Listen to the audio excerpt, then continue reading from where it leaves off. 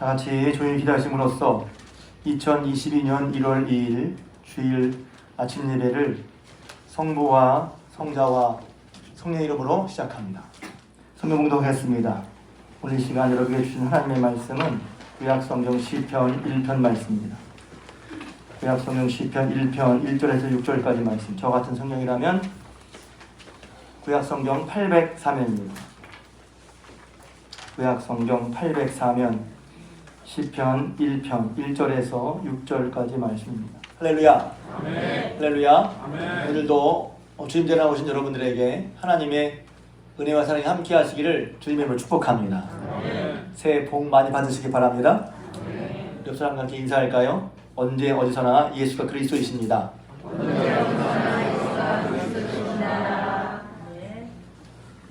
한 번 더 인사합시다. 아멘하여 하나님께 영광을 돌립니다. 아멘은 참 귀한 거예요. 그 마음의 고백이 있을 때 아멘 하는 거 믿는다는 거죠. 저렇게 믿습니다. 이렇게 믿음의 고백과 표현이 참 귀한 거죠. 저도 다른 데 비하면 아멘을 잘 못하는 편인데 마음에 오면 저는 참 아멘 이렇게.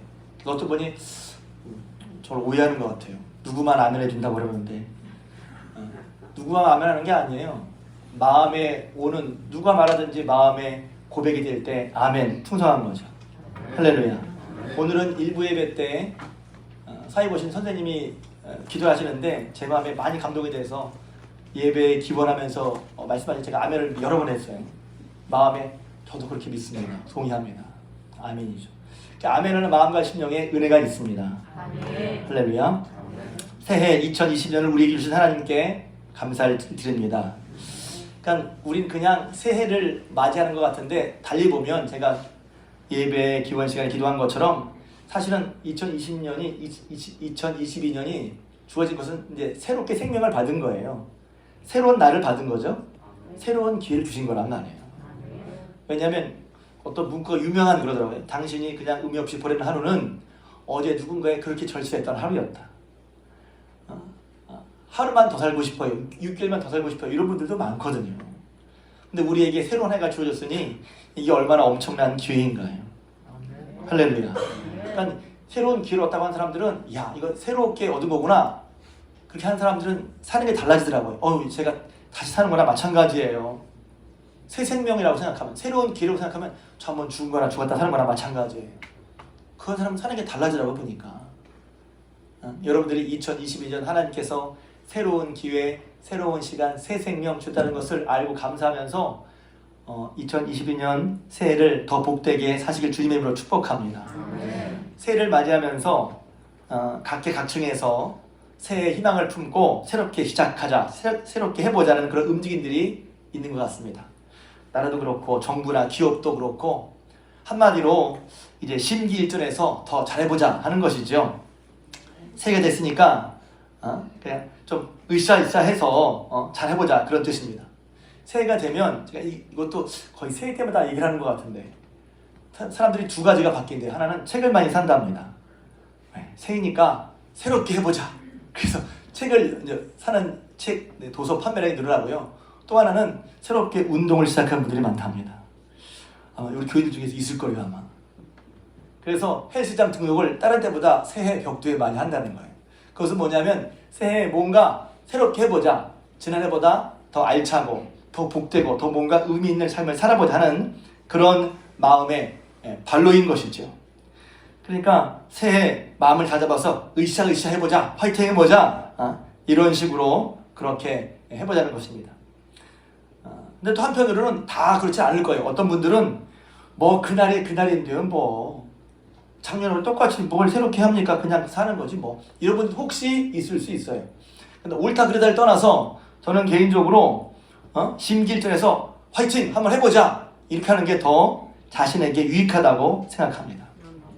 왜냐하면 어차피 똑같은 세상을 살아가는데 옳고 그런 게 아니라 뭐 똑같이 뭐 하고 그냥 사는 거지 이런 것보다는 한번 새롭게 마음을 새롭게 해보자. 한번 더 열심히 해보자. 이런 마음을 품는 게 자신에게 더 유익하다고 생각이 드는 것이죠. 사랑하는 주님께 성도 여러분, 여러분은 새해를 맞이하면서 어떤 마음이십니까? 전자이십니까? 후자이십니까? 우리 주의 성도님은 예수 그리스도를 주로 고백하고 살아가는 사람들이죠. 그리스도인이란 말이에요. 그리스도인들은 사랑과 구원과 능력이 되시는 예수 그리스도를 믿죠. 믿습니까? 내가 살아갈 때 뭐 어떻지가 아니라 사랑과 능력과 구원이 되시는 그리스도를 믿는단 말이에요. 그게 그리스도인이죠. 뿐만 아니라 그리스도인들은 살아계신 하나님께 소망을 두는 사람들이죠. 그냥 사실 교회 나오고 그냥 그게 아니라 그리스도인들은 살아계신 하나님께 소망을 두는 사람들이란 말이에요. 그리스도인들은 예수 그리스도를 길과 진리와 생명으로 믿는 사람들이죠. 내가 교회 다녀? 맞아. 그리스도인이야. 그리스도를 길과 진리와 생명으로 믿는 사람들이란 말이에요. 그리스도인들은 하나님의 자녀로서 하나님의 도우심을 받는 사람들입니다. 할렐루야. 있습니까? 하나님의 도우심을 받는 사람들이야. 또 그리스도인들은 주님의 도우심을 믿기에 더 나은 삶, 더 성숙한 삶, 더 복된 삶에 대한 소망이 있는 사람들입니다. 할렐루야. 그러기에 사람들은 그냥 새해를 맞아서 그냥 으쌰으쌰 해보자 그러는데 우리에게는 이유가 있어요. 우리는 그리스도인으로서 하나님을 믿기 때문에, 그 하나님께 소망을 두기 때문에 하나님을 소망으로 말미암아 더 나은 삶, 더 복된 삶, 더 성숙한 삶에 대한 소망을 가질 수 있다고 하는 것입니다. 그 소망의 근거가 우리에게는 하나님께 있다는 거예요. 여러분이 교회 다니는 것이 예수 믿는 것이 그냥 믿는 게 아니라, 그냥 교회만 다니는 게 아니라 여러분 살아계신 하나님께 소망을 둠으로 말미암아 보다 더 나은 미래를 기대하는 여러분 되시길 주님의 이름으로 축복합니다. 이런 소망이 넘치시기를 축복합니다. 성경은 그리스도 예수 안에 있으면 새로운 피조물이라 이전 것은 지나갔으니 보라 새 것이 되었도다. 더 나은 삶을 얘기하고 더 새로운 삶, 더 성숙하고 더 거룩한 삶을 말하고 있단 말이에요. 그것이 어떻게 가능해지느냐? 그리스도 예수 안에서. 할렐루야. 저는 이 말씀 예전에 굉장히 좋아했어요. 지금도 물론 좋아하지만 예전에 굉장히 좋아했어요. 왜냐하면 제가 저 스스로가 마음에 들지 않았거든요. 그래서 어떤 분이 이걸 아주 멋있게 표현했더래요. 거룩한 불만. 사람이 만족하면서 그래 잘했어. 이런 만족도 중요하죠. 만족도 필요해요. 그래 아유 수고했다. 그래서 어떤 유명한 강사가 그렇게 말하는데 많이 울컥하더라고요. 잘 못했다고는 자책감 있으니까 아니야 수고했어. 아니야 잘했어. 그런데 막 울컥하는 거야. 한편으로는 여러분 수고하셨어요. 잘하셨어요. 그러나 또 한편으로는 뭐가 있냐면 더 나아지고 싶은, 더 잘했으면 하는 그런 마음이 있단 말이죠. 그랬을 때 내가 뭘 해봐도 잘 안 되는 것 같은데 성경에 딱 보니까 누구든지 어떤 사람이든지 여러분이 누구였든지 내 마음에 안 드는 여러분 자신이었든지 간에 누구든지 에레바리, 썸바디 누구라도 그리스도 예수 안에 있으면 새로운 피조물이다. 이 말씀이 너무 세게 그렇구나. 내가 새롭게 될 수 있는 것은 그리스도 예수 안에 있기 때문이라고. 그래서 새해만 되면 이 본문이 또 많이 사람들에게 얘기가 회자됩니다. 누구든지 그리스도 안에 있으면 새로운 피조물이라. 보라 이전 것은 지나갔으니 보라 새 것이 되었도다. 할렐루야. 그리스도 예수 안에 있는 것이, 그리스도 예수 안에 사는 것이, 그리스도 예수를 따라 사는 삶이 내 삶이 새로워진 삶인 것을 믿으시기를 주님의 이름으로 축복합니다. 오늘 시편 1편도 참 유명한 기절이죠. 잘하는 말씀이에요. 복 있는 사람은 이러이러하다. 오늘 설교 제목이 복 있는 사람은 이렇다 입니다. 복 있는 사람은 이렇다. 그러니까 제가 처음에 설교 제목도 그랬어요. 처음에 설교 제목을 복 있는 사람으로 살라 그랬어요. 설교는 권유하는 거고 여러분 권면하는 거기 때문에. 근데 또 권면이 이제 여러분 그런 생각을 안 쓰지만 내 생각에 권면이 너무 부담스럽잖아. 성경은 그래서 제가 시편 1편을 보니까 복 있는 사람으로 살라는 말이 아니에요. 보니까 복 있는 사람은 이렇다 하고 보여주더란 말이죠. 저게 복 있는 사람의 모습이구나. 복 있는 사람은 저런 거구나 하고 성경이 시편 1편이 보여준단 말이에요. 그러니까 본문의 맛을 살려서 본문의 이게 히브리어고 또 이제 그 번역된 말이기 때문에 본문의 맛을 살려서 해보면 사실 이 말은 강조 구분이거든요. 이런 뜻이에요. 행복하도다 이런 사람들은 이런 뜻입니다. 복 있는 사람은 이렇게 되는데 본문의 맛을 살려서 번역하면 행복하도다 이런 사람들은 뒤는 누가 행복한 사람이지? 처음에 이 본문을 택했냐면 새해 아까 말한 것처럼 더 나아지고 더 복되어지고 더 그렇게 되고 뭔가 더 좋아지는 걸 우리가 꿈꾼단 말이죠. 그래서 어떤 사람들은 건강해지려고 하고 어떤 사람들은 책을 읽어서 좀 나아지려고 하는데 예수를 믿고 주 예수 그리스도를 믿고 고백하는 사람은 도대체 무엇을 통해 어떻게 새로워지느냐는 것이죠. 이미 제가 좀 왔다 갔다 하지만 답을 말씀드렸어요. 예수 그리스도 안에 있다는 거. 근데 시편 1편 더 구체적으로 표현하고 있죠. 이런 사람, 행복하다 이런 사람이 어떻게 유명한 철학자의 말이 아니더라도 이제 사람의 바라는 게 뭐죠? 행복하길 바란다는 거죠. 사람이 행복하길 바라. 제일 목적은 행복이야. 그런단 말이에요. 근데 성경에서 행복하다 이런 사람들 하고 성경에 딱 시편 1편에 말하고 있단 말이에요. 이 감탄문은 그 감탄 속에는 뭐냐면 이미 그것을 인정했다는 거예요. 저 사람 정말 행복하구나. 저런 게 행복이구나. 하고 감탄했다는 것은 감탄 속에 뭐냐면 나도 그것을 행복이라고 인정했다는 거예요. 그러니까 와, 저 사람 행복하네. 야, 저게 행복이구나. 인정했다는 게 이 감탄 속에 들어가 있다는 거죠. 인정했다는 거예요. 이미 인정하는 어투를 말하는 것입니다. 근데 그 행복한 것이 뭐냐? 여러분 잘 아시는 것처럼 그 말씀이에요. 악인의 복 있는 사람은 악인의 꾀를 따르지 아니하고 죄인 일의 길에 서지 아니하며 오만한 자들의 자리에 앉지 아니하고 오직 여호와 율법을 즐거워하여 그 율법을 주야로 묵상하는도다 그랬어요. 그러니까 이 말씀을 곰곰이 여러분 잘 아시는 그래서 제가 가끔 제 이제 목회자의 혹은 성경을 읽고 연구하는 사람으로서 여러분 다 아시겠지만 노파신 같은 게 뭐냐면 성경을 그냥 휘룩 지나가지 말라는 거예요.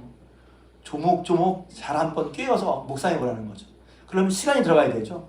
훅 지나가는 게 아니라. 저는 제 설교자가 복된 게 뭐냐면 설교자이기 때문에 제가 말씀을 조목조목 해보려고 하는 게 제가 복된 거라고 스스로 생각해요.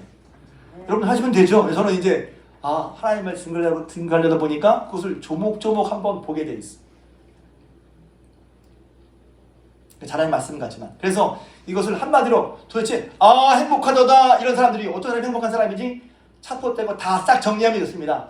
여호와의 율법을 즐거워하여 그 율법을 주야로 묵상하는도다. 그게 행복한 사람의 모습이라는 거예요.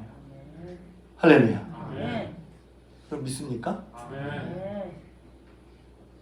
행복한 사람의 모습은 여호와의 율법을 즐거워하여 그 율법을 주야로 묵상하는 사람, 묵상하는 그런 사람, 그 모습이 행복한 모습이라는 거예요. 여기서 보면 율법을 즐거워하고 있어요. 그냥 우리 이렇게 성경 읽으라고? 아니, 그런 뜻이 아니에요. 먼저는 여호와 율법을 즐거워해요. 율법을 즐거워한다는 말은 무엇입니까? 하나님의 말씀이 귀한 거, 이 말씀대로 이루어지는 말씀인 것을 믿는다는 것이죠. 인정한다는 것이죠. 그러니까 기꺼이 또 마음속에 그것을 알기 때문에 내가 기꺼이 그것을 따르겠다는 말이에요. 그 율법을 즐거워하는 거예요. 그래서 어떤 사람들은 율법을 즐거워하는 사람도 있을 수 있어요. 성경 말씀 왜 이래? 부담스럽기만 해. 힘들기만 해. 어렵기만 해. 말씀을 듣고 지키는 게 복된 게 아니라 부담스럽고 어렵고 힘든 것만 같아. 물론 그런 차원도 없진 않지만 말씀에 대한 기본적인 생각이 어떠냐고. 하나님이 우리에게 말씀하실 때 우리에게 어떻게 하라고? 살기 힘들라고 하는 말씀이 아니란 말이에요. 처음에 그런 것도 저도 있었어요. 그러다가 신명기 10장에 여호와께서 너희의 행복을 위하여 명하신 말씀 있거든요. 하나님의 말씀은 우리를 괴롭게 하는 말씀이 아니에요. 우리의 행복을 위해서 하신 말씀이란 말이에요. 할렐루야. 우리 행복을 위해 하신 말씀. 그래서 그 말씀을 인정하고 그 말씀을 이 말씀대로 하면 되는구나 그걸 믿기 때문에 그 말씀을 신뢰하고 신뢰하기 때문에 그 말씀을 들으려고 하고 그 말씀을 배우려고 하고 그 말씀을 따르려고 하는 그런 마음 자세가 율법을 즐거워하는 마음이란 말이에요. 저는 여러분들이 율법을 즐거워하는 마음 되시길 주님으로 축복합니다. 혹시 내 마음이 그렇지 못하면 여러분 그런 마음을 위해서 기도하셔야 돼요.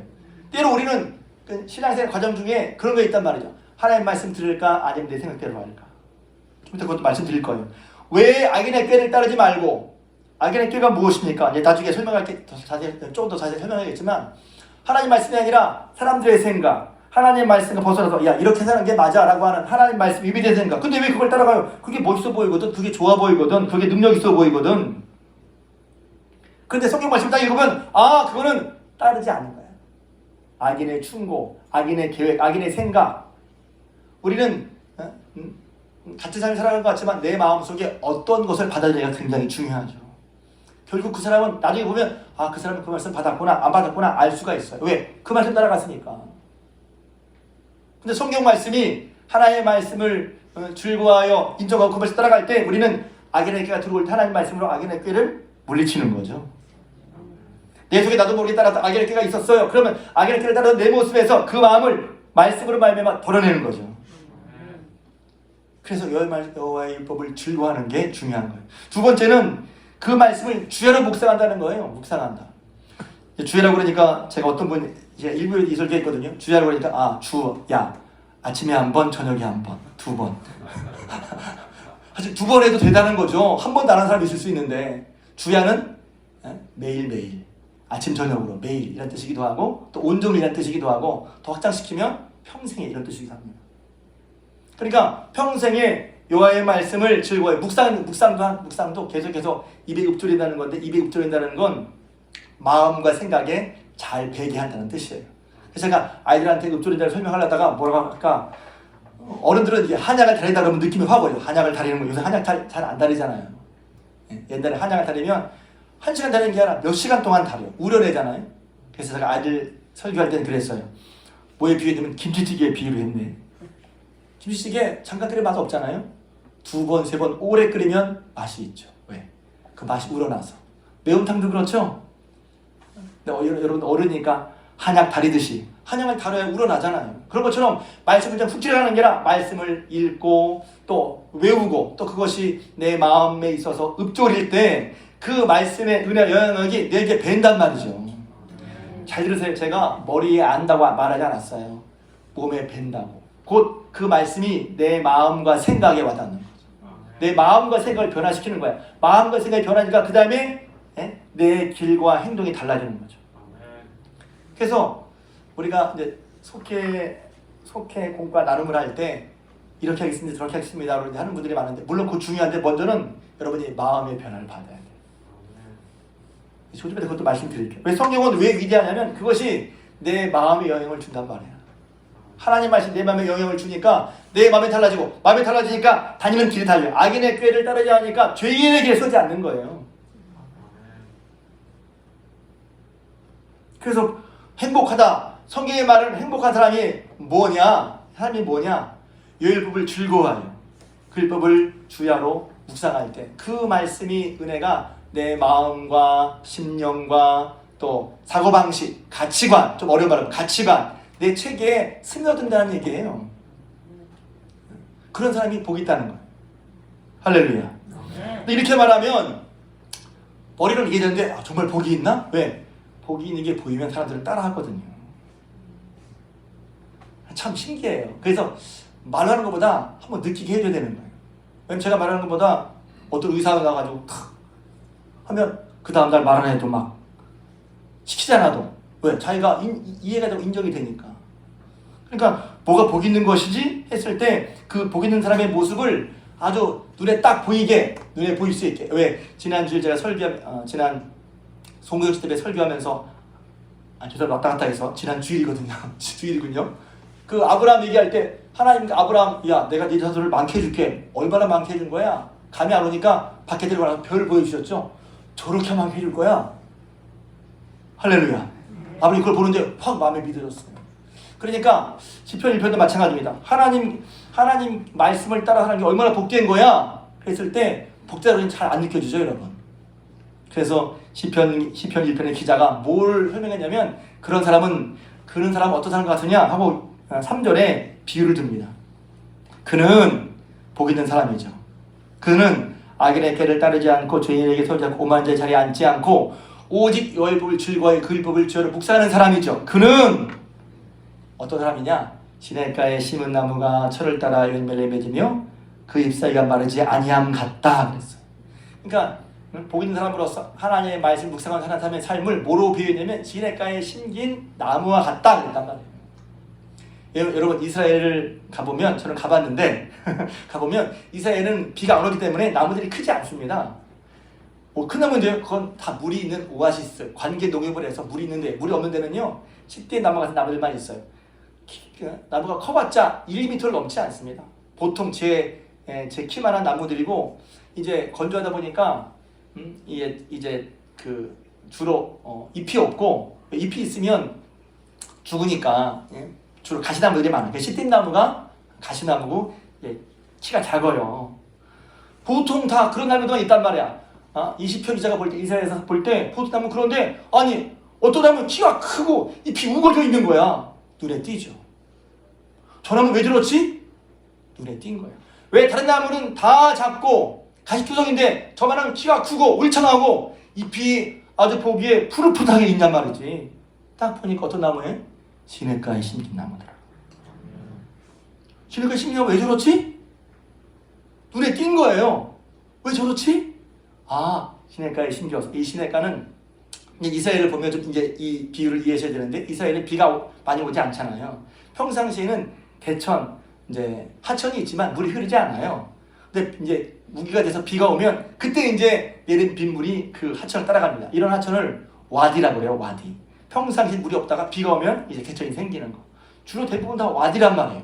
근데 시냇가라고 하는 이 시냇가는 늘 물이 있는 그런, 늘 물이 흐르는 그런 시냇가를 말하는 거예요. 물이 흐르는 시냇가에 심긴 나무는 보니까 키가 크고 울창하고 그 잎이 아주 보기에 파릇파릇하고 풍성하더란 말이에요. 딱 보기에도 너무 인상적인 거예요. 인상적인 거. 눈에 한마디로 눈을 통해서 마음에 확 들어와서 와, 저 나무는 대단하다. 저 나무는 어떻게 저렇게 됐지? 하고 그런 나무를 뭐로 설명했냐면 여호와의 율법을 즐거워하여 그 율법을 묵상하는 사람과 같다 이렇게 표시했단 말이에요. 확 드러나죠. 근데 그런 나무는 왜 울창한 다른 나무들은 다 키가 작고 가시투성인데 왜 그 나무는 그랬죠? 시냇가에 심겼다는 게 핵심이죠. 시냇가는 뭐예요? 물. 나무의 생명이 그러게 되는 물과 가깝단 말이에요. 그러니까 생명이 그러인 물과 붙어있기 때문에 결국은 그 나무는 크게 자라고 보기가 아름답고 시절을 따라 과실을 맺는다는 거예요. 여기서도요. 그래서 말씀을 듣고 형통한 사람의 모습을 여기서 얘기할 수 있단 말이에요. 말씀을 했더니 금방 형통하더라? 그러면 금방 쉬웠을 거예요. 말씀 따라 사는 게 말씀을 즐거워 말씀 따라 사는 게 금방 했다면 금방 다 할 거. 그런데 말씀 따라 살아도 금방 되는 것 같지 않거든. 그렇죠? 말씀 따라 살 때 처음에는 나무를 심은 것처럼 잘 티가 안 나. 근데 계속해서 말씀을 묵상하고 그 말씀 영향을 마음과 심령에 받고 다니는 길과 내 삶 속에서 계속해서 말씀의 영향력을 받고 그 말씀 따라 살아갈 때 어느 순간에 보니까 나무 크게 자라 있는 거예요. 어느 순간에. 그게 시절을 따라서. 나무 얘기하니까 우리 교회에 있는 공작 다푼 얘기를 안 할 수가 없어요. 여기 있다가 길 가는 것 때문에 한 번 옮겨 신고 또 저쪽 모퉁이에 우리 교회 땅 경계에 2번 옮겨 신고 전시주 공사라고 3번 옮겨 심었어요. 심으면서 하는 사람들이 죽기 쉬운데 목사님 물 열심히 주셔야 됩니다. 제가 옮겨 심은 다음에 열흘이나 한 2주까지 아침 저녁으로 물을 줬어요. 듬뿍듬뿍 살았어. 2번째도 살았어. 3번째 지금 물 안 주고 있어요. 저거 죽을지도 몰라. 여러분 생각해 보세요. 나무를 다 뽑아놓고 뿌리가 탁 나와 있는데 그 나무 보고 아유 저 나무 잘 살겠다 그런 사람이 있어요? 뿌리가 뽑혀 있는 나무를 보면 저 나무 죽겠는데 다 그럴 거예요. 하나의 말씀을 여호와의 율법을 즐거워하여 묵상하는 사람들은 시냇가 심은 나무처럼 시절의 때가 지나면서 점점 더 그렇게 형통할 것입니다. 근데 물이 없는 나무는 뿌리 뽑힌 나무는 그럴 수가 없어요. 죽어요. 뿌리가 뽑혀 있는데 물과 닿지 않고 있는데 잘 될 거야 이렇게 말할 수가 없잖아요. 행복해지는 건 더 나아지는 건 여호와의 즐거워요 묵상하는 거라는 것입니다. 할렐루야. 그러기에 여러분들의 삶을 돌아볼 수 있기를 바랍니다. 하나님 말씀을 받는 것이 얼마나 중요한지 한 번에 되는 게 아니에요. 그러나 그 말씀 통해서 말씀을 성경에는 의외로 이 말씀에 대한 얘기 참 많이 나오죠. 마태복음 7장도 마찬가지입니다. 나의 이 말을 듣고 예수님께서 산상수훈을 다 말씀하신 다음에 나의 이 말을 듣고 행하는 사람은 그 집을 반석 위에 지은 지혜로운 사람 같으니 그랬어요. 반석을 그 집을 반석 위에 세운 지혜로운 사람 같아. 이것도 이제 여러분 잘 아시는 말씀이죠. 제가 지난번에 예전에 설교한 적이 있으니까. 왜 여러분의 집을 무너지는 집을 짓고 싶고, 쉽게 무너지지 않는 집을 짓고 싶어요? 아니면 무너지는 집을 짓고 싶어요? 그럼 다들 대답 안 하세요. 무너지지 않는 집이요. 다 100%예요. 그럼 어디지? 반석 위에 짓지. 근데 왜 반석 위에 안 짓고 모래 위에 짓는 사람이 생길까요? 다 무너지지 않고 집을 짓고 싶은데 그러면 반석 위에 서야지. 근데 왜 반석 위에 안 짓고 모래 위에 세우냐면, 제가 지금 집 얘기 건축 얘기 하려고 그러는 게 아니죠. 예수님께서 그러므로 지혜롭다는 게 뭔지 알아? 지혜를 설명해 주는 거예요. 나의 이 말을 듣고 행하는 사람은 그 집을 마치 반석 위에 세운 지혜로운 사람 같고, 나의 이 말을 듣고 행하지 않는 사람은 그 집을 모래 위에 지은 사람과 같다는 거예요. 여러분, 제가 손들지 않아도 할 수 있어요. 여러분 집을 반석 위에 짓고 싶어요? 모래 위에 짓고 싶어요? 다들 1번이지. 무너진 집 짓고 싶어요? 무너지지 않는 집 짓고 싶어요? 2번이지. 다 무너지지 않는 집 짓고 싶지. 근데 왜 모래 위에 집을 지을까요? 근데 왜 모래 위에 집을 짓는 사람이 생길까요? 반석 위에 집을 짓는 게, 집 짓는 게 그런 게 아니죠? 반석 위에 집을 짓는다는 것은 말씀을 듣고 행하는 게 반석 위에 집을 짓는 거란 말이에요. 듣고 행하려는 게 모래 위에 집을 짓는 거란 말이죠. 그러니까 우리는 이럴 수 있어요. 좀 비유가 그렇지만, 말씀을 듣고 행하는 건 어려운데 집은 반석 위에 짓고 싶어. 집은 반석 위에 짓고 싶은데 말씀 듣고 행하는 건 어려워. 그렇죠? 그리고 제가 그걸 공부할 때마다 지혜를 얻는 거예요. 말씀을 듣고 행하지 않아도 당장 아무 일이 벌어지진 않아요. 근데 어느 때가 옵니까? 비가 오고 홍수가 나고 바람이 불 때가 있다는 거죠. 그때 반석에 지은 집은 부딪혀도 무너지지 않는다는 말이에요. 할렐루야. 뭐가 지혜로운 거예요? 하나님의 말씀을 즐거워해서 기뻐 받고 그 말씀을 묵상해서 내 매일매일 받고 사는 삶이 결국, 그때는 몰라. 내 때가 되면 복되구나. 저게 복되구나. 시절을 지나니까, 때가 지나니까 하나님의 말씀 묵상하면서 그 말씀을 마음에 받고 그 말씀을 순종하면서 비록 온전히 못하더라도 그런 방향으로 하는 사람은 결국은 시냇가의 심준 나무처럼 비가 오고 창수가 나고 바람이 불 때 무너져 있는 집처럼 든든히 선다고 하는 것입니다. 할렐루야. 멀리 보는 게 지혜죠. 멀리 보는 거예요. 하나님의 말씀을 듣고 받은 것이 얼마나 귀한지 이사야서 55장에도 나와 있죠. 이사야서 55장. 거기 보면 제가 참 좋아하는 말씀이라고 늘 얘기하는데, 이사야서 55장은 범죄에서 하나님과 멀어진 이스라엘 사람들이 다시 회복해야 되는 얘기인데, 먼저는 이사야서 55장 초청이죠. 너희 목마른 자들아 다 내게로 오라. 나와서 돈 없이 값없이 씌워서 포도주와 젖을 사라. 너희가 어찌하여 양식이 아닌 것을 위해 돈을 주며 배부르지 못할 것을 위해 수고하느냐. 너희는 내게 와서 듣고 들을지어다. 너희 영혼이 살리라. 그래서 회복은 듣는 데서 시작되는 거예요. 하나님의 말씀을 듣는 데서 회복이 시작되는 거예요. 어떻게 해서 새로워지지? 하나님의 말씀을 듣는 데서 새로워지는 거란 말이지. 듣는 데서. 그래서 문제는 뭐였냐면, 듣지 않는 게 문제였구나 알 수 있어요. 저는 제가 새벽에 때도 말씀드렸는데, 마태복음 이제 21장 22장에 보면 예수님께서 이제 우리가 흔히 말하는 고난 주간에 예루살렘에 들어가서 그 당시에 종교 지도자들과 서로 논쟁하는 얘기가 많이 나와요. 근데 바리새인들, 사두개인들, 서기관들, 율법학자들, 또 그러니까 이스라엘의 장로들 다 예수님과 싸웁니다. 그 말은 뭐냐면 예수의 말씀을 받아들이지 않는 거예요. 예수님의 권위를 인정하지 않고 싸우는 거예요. 싸우는 거. 제가 다시 이제 얼마 전에 마태복음을 읽으면서 다시 그 본문을 보면서 굉장히 새로웠어요. 우리들은 한번 예수의 말씀을 들으면 우와 따라갈 텐데, 이 사람은 예수의 말씀을 직접 듣는데 불구하고 왜 안 따라가지? 그게 큰 문제구나. 진짜 문제는 뭐죠? 하나님의 말씀을 듣는데, 그 말씀 듣는데 어떤 건 내 속에 뭐가 딱 있어서 그 말씀을 튕겨내거나 안 듣는 게 있단 말이죠. 근데 어떻게 새로워지는지 아세요? 하나님의 말씀을 받을 때 새로워지는 거예요. 더 나아지는 거예요. 더 복되어지는 거란 말이죠. 말씀이, 그래서 말씀을 받을 때 그 말씀을 받는 것이 그렇게 중요한 거예요. 왜 제가 속히 예배를 드리라고 하고, 또 올해 지난번 당회 때 올해 우리 교회 목표잖아요. 개개인의 영성을 강화한다. 왜 개개인의 영성을 강화한다는 얘기를 왜 했겠어요? 예배를 드렸어요. 예배를 드려서 아까 우리는 예배 중심이니까 예배가 중요하죠. 예배 중심인데 예배 시간에 하나의 예배를 통해서 하나님의 말씀을 받고 듣는 것에 대해서 감이 없는 거예요. 그러니까 모였어. 예배를 빈지키는데 모였어. 근데 모여서는 그냥 듣고 그냥 갔어. 그러니까 예배를 드렸다는 것에 대해서 내 신앙이 이렇게 좋구나라고 생각한단 말이죠. 근데 여러분 코로나19 터진 다음에 예배를 못 드렸더니 사람이 주저앉기 시작하는 거예요. 사람이 일어나요.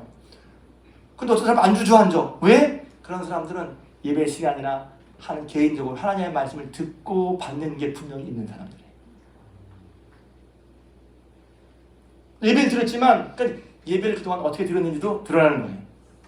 예배를 안 드리니까 그런 사람들은 하나님 말씀을 받고 하나님 말씀에서 마음과 생각을 정리하고 따라갔던 경험이 있는 사람들은 예배를 못 드려도 그런 걸 계속한단 말이에요. 그게 속회고 개인적인 나눔이란 말이에요. 그걸 계속하는 사람들은 신앙이 오히려 어려움 속에서 더 견고해지는 경향도 있어요. 그런데 예배를 드리는데 하나님 말씀을 받는 자세한 태도가 그냥 예배를 드렸지만 그냥 가는 거예요. 그런 사람들은 이제 자꾸 주저앉는 것이죠. 하나님의 말씀을 듣고 받을 때 하나님의 말씀을 듣고 받을 때 그 말씀이 계속해서 내 마음과 심령에 영향을 주는 거죠.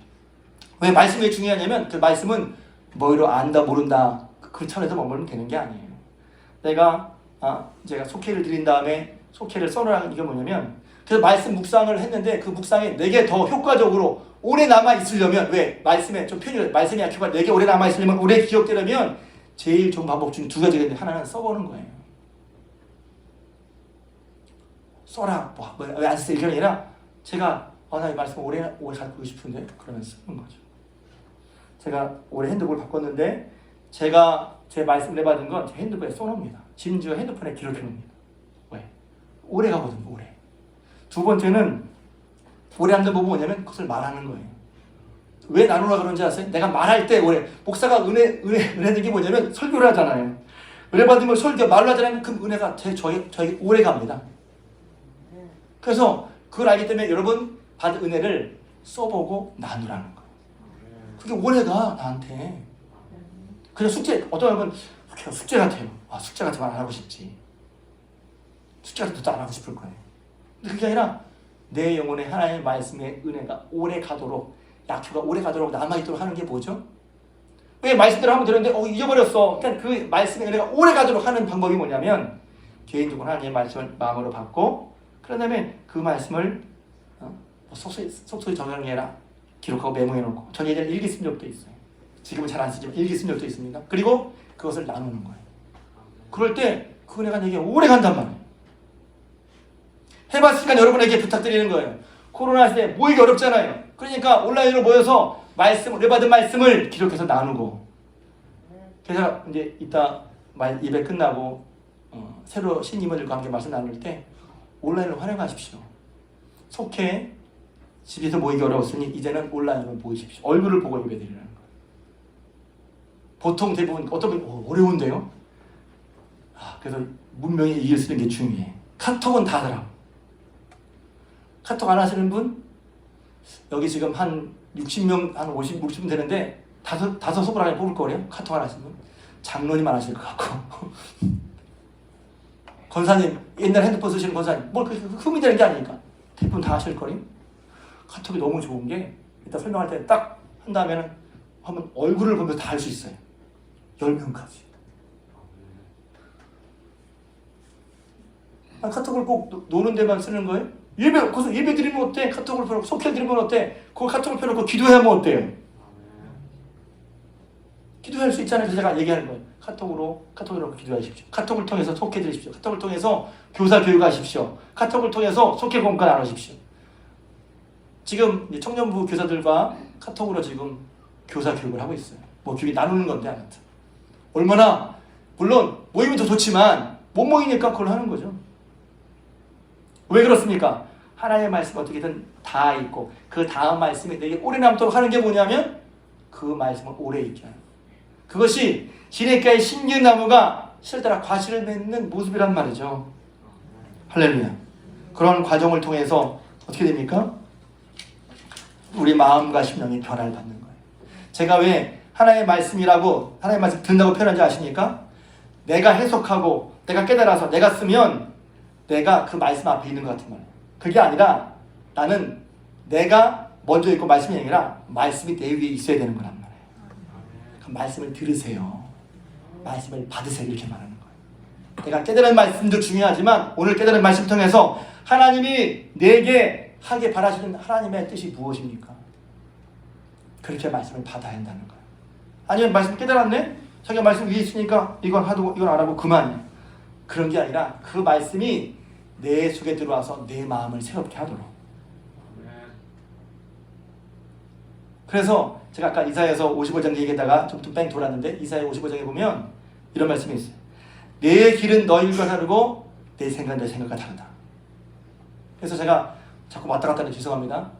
이따 이번 교회 갈 때도 이분들이 부탁하는 거예요. 아 이건 이렇게 해야 되네. 여러분 생각만 하지 말고 하나님이 지금 우리 속교회 뭘 하길 원하실까? 하나님이 우리 선교회 뭘 하길 원하실까? 여러분 그런 식으로 생각하셔야 됩니다. 하나님이 내게 뭘 하시길 원하실까? 내 생각대로 하지 말고 늘 이렇게 해오던 듣지 말고 하나님이 뭘 하기를 원하실까? 우리 속에서 하나님이 우리 성교에서 뭘 하기를 원하실까? 하나님의 교사로서 뭘 하시길 원하실까? 여러분 그렇게 생각하셔야 됩니다. 왜? 그 말씀을 받아야 되니까. 그래서 하나님의 생각이 다르기 때문에 그 말씀을 하나님 입장에서 생각해 봐야 돼요. 그래서 그 말씀을 받잖아요. 그럼 어떤 일이 벌어지냐면 이런 일이 벌어집니다.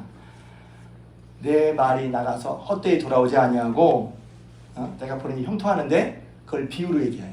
뭘 비유로 말하냐면 하늘에서 비와 눈이 내려 땅을 적시면 기가 막힌 비유예요.